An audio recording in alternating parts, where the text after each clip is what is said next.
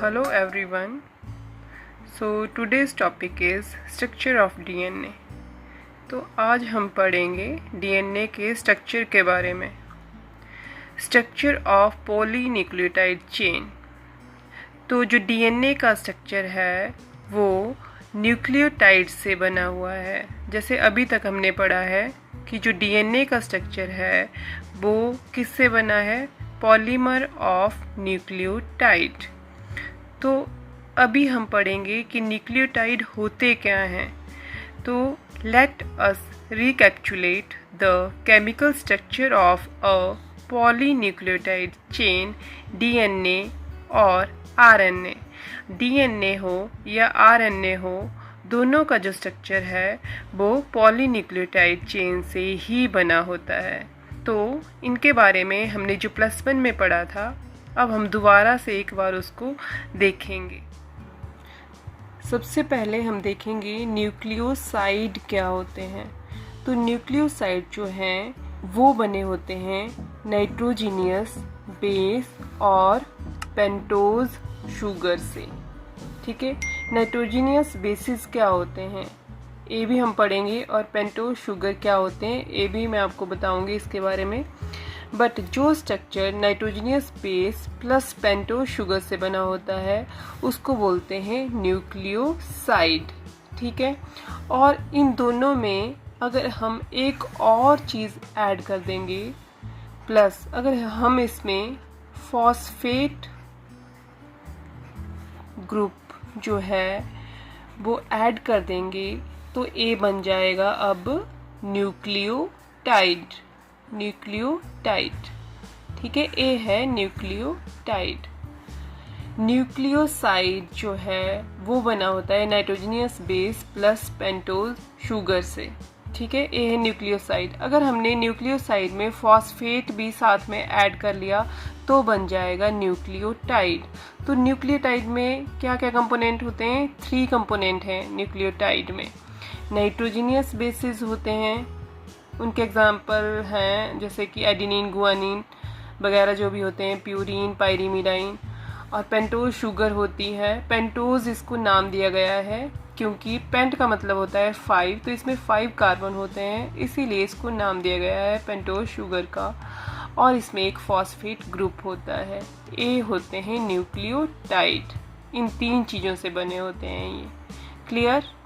उसके बाद आगे हम देखेंगे कि नाइट्रोजीनियस बेसिस क्या होते हैं।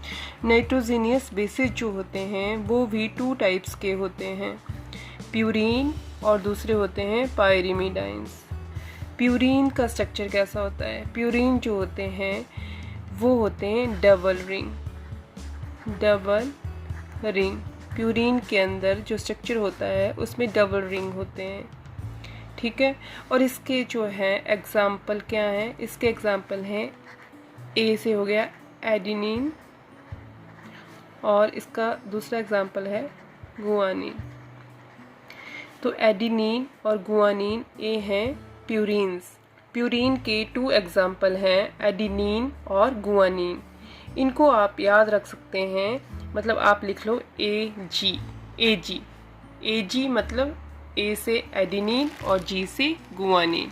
और इनका जब स्ट्रक्चर बनाते हैं तो उसमें डबल रिंग होता है। अब इधर देखो पायरीमिडाइन। पायरीमिडाइन का जो स्ट्रक्चर होता है वो सिंगल रिंग होता है उसमें। ठीक है, सिंगल रिंग होता है। और इसके एग्जाम्पल हैं, यहाँ देखो आपने याद रखना है CUT, कट बना लो इसका। ठीक है, C से हो गया साइटोसिन, U से यूरेसिल, और T से हो गया थायामाइन। ठीक है, सी साइटोसाइन जो है वो दोनों में होता है, DNA में भी होता है और RNA में भी होता है। और ये जो U से हो गया यूरेसिल, यूरेसिल जो है वो सिर्फ RNA में होता है। ठीक है, यूरेसिल सिर्फ RNA में प्रेजेंट होता है। और T थायामाइन, थायामाइन जो है वो DNA में होता है। DNA के अंदर थायामाइन होता है और RNA में थायामाइन की जगह पे यूरेसिल होता है। और अगर आप इसको याद रखना चाहते हैं तो इसकी ट्रिक है कट याद रख लो, CUT कट। C से साइटोसिन हो गया, U से यूरेसिल और T से थायामाइन। क्लियर? तो अभी हमने पढ़ लिया कि न्यूक्लियोटाइड क्या होते हैं और नाइट्रोजीनियस बेसिस क्या होते हैं। जैसे नाइट्रोजीनियस बेसिस का हमें पता चल गया। सेकंड जो है वो है पेंटोज शुगर, इसके बारे में भी हम पढ़ेंगे। और यहाँ पे हो गया फॉस्फेट ग्रुप जो है वो अटैच होता है। ठीक है, तो नाइट्रोजीनियस बेस और पेंटोज शुगर में न्यूक्लियोसाइड के अंदर जो इन दोनों को जोड़ता है उस बॉन्ड का जो है, उस लिंकेज का नाम क्या है? उसका नाम है, कई बार एक क्वेश्चन भी आ जाता है कि जो न्यूक्लियोसाइड में नाइट्रोजीनियस बेस और पेंटोज शुगर में जो लिंकेज होती है वो कौन सी होती है? उसका नाम है एन ग्लाइकोसिडिक लिंकेज, या आप बॉन्ड भी लिख सकते हो, एन ग्लाइकोसिडिक लिंकेज। और यहाँ पे जो फॉस्फेट है जब वो अटैच होता है पेंटोज शुगर के साथ तो इसमें कौन सा बॉन्ड होता है? इसमें होता है फॉस्फो एस्टर बॉन्ड, या फिर लिंकेज भी आप बोल सकते हो। क्लियर? और अब मैं आपको बताऊंगी कि पेंटोज शुगर जो है वो क्या होती है। अब आगे हम देखेंगे पेंटोज शुगर क्या होती है। जो पेंटोज शुगर होती है वो 2 टाइप्स की होती है। फर्स्ट है राइबोज। राइबोज जो होती है वो होती है RNA के केस में। RNA में जो शुगर होती है वो होती है राइबोज। और DNA में जो शुगर होती है उसका नाम है डिऑक्सी राइबोज। तो अब आपको पता होना चाहिए कि RNA में जो शुगर होती है वो है राइबोज और DNA में जो शुगर होती है वो है डिऑक्सी राइबोज। और इनके स्ट्रक्चर में क्या डिफरेंस है? ए वाला जो A स्ट्रक्चर है ये है राइबोज, ये है राइबोज, और इस साइड पे ए है डिऑक्सी राइबोज। ठीक है, तो इनमें क्या डिफरेंस है? वैसे देख लो इनका बिल्कुल सेम है स्ट्रक्चर, सिर्फ एक पोजीशन पे इनका डिफरेंस है। जैसे अगर हम यहाँ से स्टार्ट करेंगे ना, क्योंकि यहाँ पे बेस लगा है 1 कार्बन 2 3 4 एंड 5, तो इनका जो स्ट्रक्चर है वो सेम ही है, बट एक है पोजीशन जिस पे ये डिफरेंस है। तो देखो यहाँ पे 2 पोजीशन पे, राइबोज में 2 पोजीशन पे OH लगा हुआ है और यहाँ पे 2 पोजीशन पे ओनली H है। ठीक है, ये डिफरेंस है इनके स्ट्रक्चर में। Clear? Let us recapitulate the chemical structure of a polynucleotide chain DNA और RNA। तो अब हम देखेंगे DNA और RNA जो है वो पॉलीन्यूक्लियोटाइड चेन से बना होता है, तो उसके केमिकल स्ट्रक्चर के बारे में हम पढ़ेंगे। तो अ न्यूक्लियोटाइड हैज़ 3 कंपोनेंट। अब हमें पता चल गया कि जो न्यूक्लियोटाइड है वो 3 कंपोनेंट से मिलके बना हुआ है। पहले है अ नाइट्रोजीनियस बेस, प्यूरीन और पायरिमिडाइन से। जो सेकंड है अ पेंटोज शुगर होगी, उसमें कोई भी, RNA के केस में राइबोज होगी एंड डीऑक्सी राइबोज होगी DNA के केस में। And third one and a phosphate group, और एक होगा फॉस्फेट ग्रुप। ये 3 चीज़ें होंगी न्यूक्लियोटाइड में। There are 2 types of nitrogenous bases, purines, purine में क्या है AG, एडेनिन और गुआनाइन, एंड पायरिमिडाइन, पायरिमिडाइन में आएगा कट, C से साइटोसिन, U से यूरेसिल एंड थायामाइन। ठीक है, cytosine is common for both DNA and RNA। Cytosine जो है वो दोनों में होता है, DNA में भी होता है और RNA में भी होता है। And thiamine is present in DNA। जो थायामाइन है T वो सिर्फ जो है DNA में प्रेजेंट होता है, RNA में नहीं होता है। और uracil, uracil is present in RNA at the place of thymine. तो RNA में यूरेसिल होता है, थायामीन नहीं होता है। A nitrogenous base is linked to the pentose sugar through a N-glycosidic linkage to form a nucleoside। जैसे कि मैंने आपको बताया कि न्यूक्लियोसाइड में जो नाइट्रोजीनियस बेस होता है वो पेंटोज शुगर से लिंक होता है। और किसके थ्रू लिंक होता है? कई बार एक क्वेश्चन पूछा जाता है, तो वो लिंक होता है N-ग्लाइकोसिडिक लिंकेज के थ्रू। ठीक है।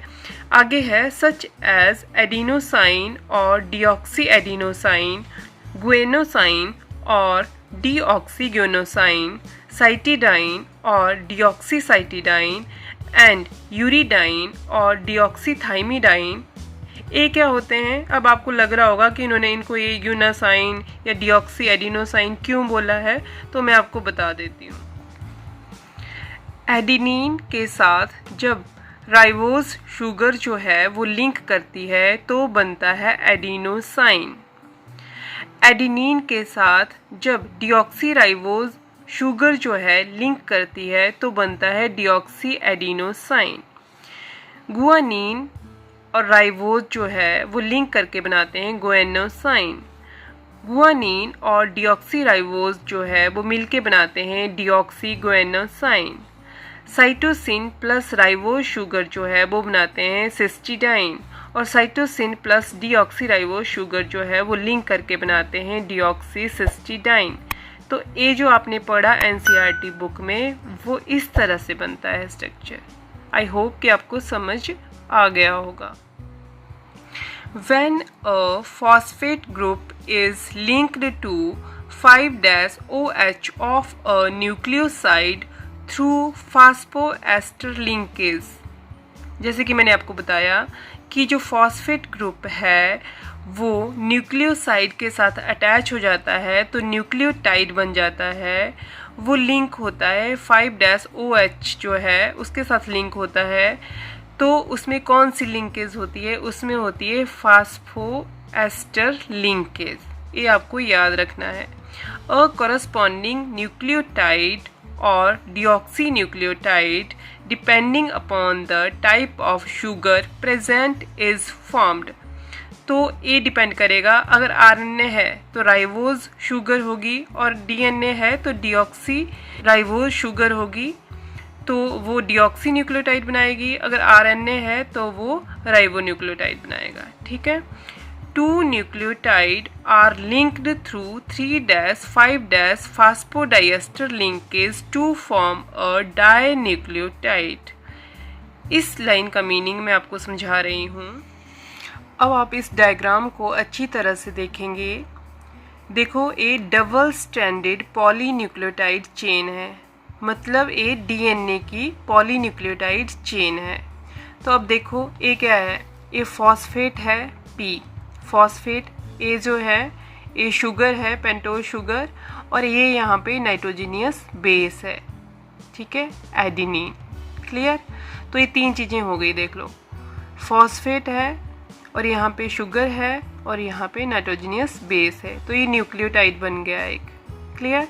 अब यहाँ पे देखो, इसको अगर हम नंबरिंग करेंगे, एडिनिन है यहाँ पे, तो हम यहाँ से स्टार्ट करेंगे 1 2 3 4 एंड दिस इज 5। तो 5 पोजीशन पे इसको क्या लगा है? फॉस्फेट लगा है। 5th पोजीशन पे यहाँ पे फॉस्फेट है।